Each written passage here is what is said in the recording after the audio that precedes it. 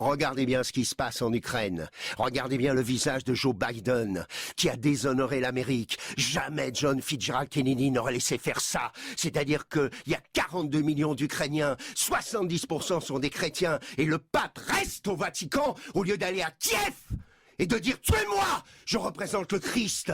Je représente le Christ. Est-ce que vous croyez que Jésus serait resté au Vatican? Est-ce que vous croyez que John Kennedy aurait laissé des millions d'Ukrainiens avoir leur vie brisée? Certainement pas. Vous voulez dire que quand on Joe assiste Biden est à un une pièce de filante? monnaie... Oui, Joe Biden est coupable. Absolument.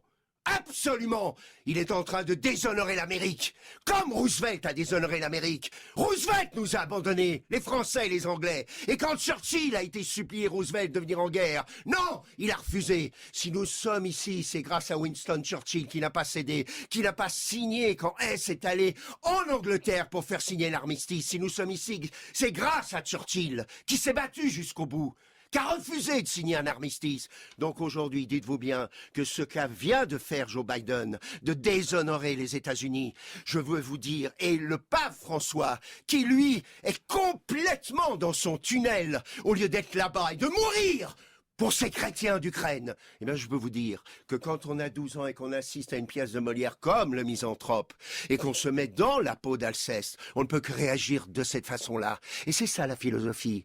C'est pas de réagir intellectuellement comme si la philosophie était une semelle dans l'esprit qui pue la poussière intellectuelle et qui n'est réservée qu'à certains. Non, la philosophie, au contraire, c'est de penser non pas pour soi, mais pour les autres. Et la philosophie actuelle, c'est de se dire que les millions de Français sont en train eux-mêmes, en ce moment, d'avoir leurs immeubles écrasés, bombardés.